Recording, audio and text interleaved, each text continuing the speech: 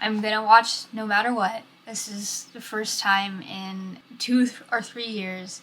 And what I'm gonna do is I'm gonna hide my mouse. I'm going to keep my hands to myself so I can't pause it because I know. What's up YouTube? I'm Marissa Roxas. I'm a filmmaker from San Diego, California, and welcome back to In the Making, a series in which I bring you along on my journey as a filmmaker. And today we're talking about why you shouldn't be so critical of your past work. At the same time that this video is being uploaded, I'm also uploading a short film of mine that I made 3 years ago in 2017, and it has yet to see the light of day. Like, honestly, the only people that have seen this film are people very close to me or the people that were in my class at that time. It's one of those things where I have 2 of my short films from film school on this channel already, and the reason why I haven't put No Matter What up on my channel as of today is because, well, it's okay, just do it. Okay, Marissa, you're just gonna watch it. No more. Hands behind my back.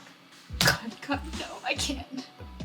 It's not that I'm not proud of it, and it's not that I'm ashamed of it in any way. I think due to the fact that this is the most personal piece I've made as a writer-director, it was just hard for me to kind of let it go. Believe me when I say that the film is essentially a snapshot of my life, or at least a period of my life, and it was hard to kind of separate myself. And it by no means has anything to do with my crew or my cast. They did a wonderful job and I had the best time on that set. It was just more of me, like my internal personal criticisms of the work, and also just understanding the subject matter is so personal to me.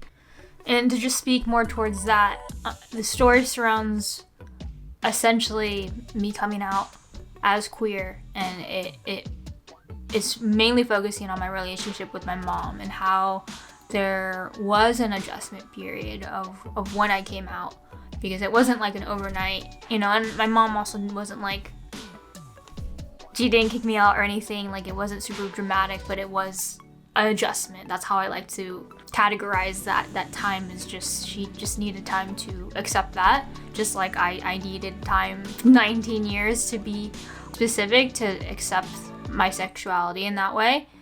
And there is a little B story, a little love story. I don't want to give it away. I would like you guys to watch it.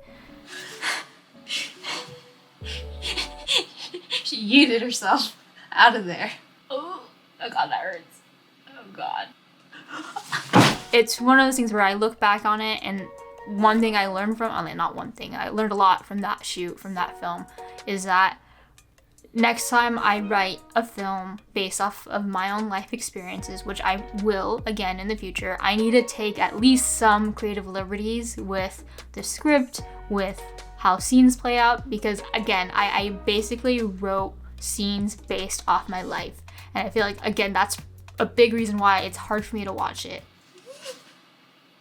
The behind the ear. No.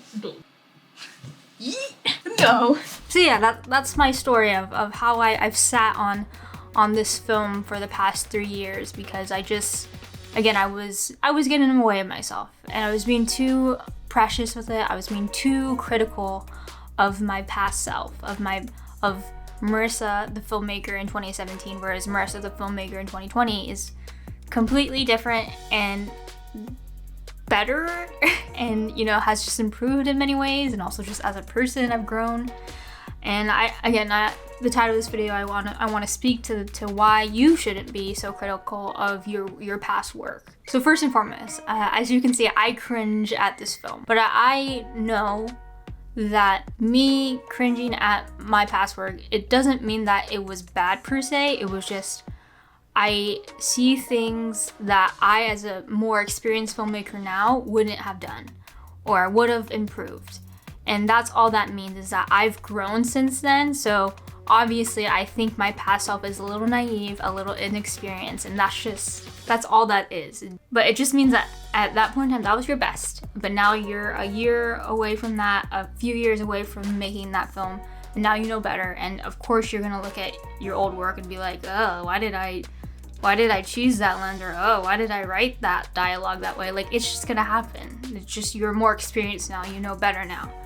And then second, this is speaking more towards filmmakers, and I guess if you're any type of artist, I believe films are meant to be seen. We're telling stories, and this story in particular, again, it's so personal to me.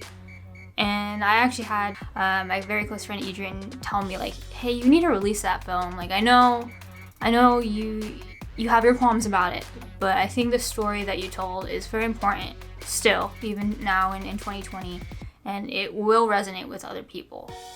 And for that reason alone, I think you should release it and put it out in the world and just let it go. And I obviously know he's right, like, hence why I've uploaded it today. Like, you know, I don't expect it to change anyone's life and by any means, but I do know that even if it resonates even the slightest bit with one person, it was worth it. And again, I don't make films to just hoard them for myself. Like, I make films so that other people can see it, and that's really just it. Like, don't be too precious with your work.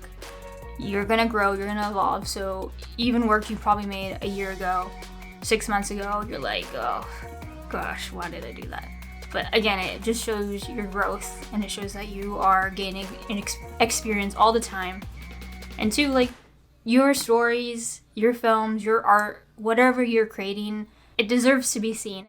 Oh, me. It's me. Look at that. That's me. I did that. I'm sorry that took so long. Oh God.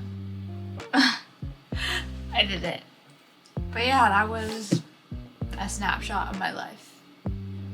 That film.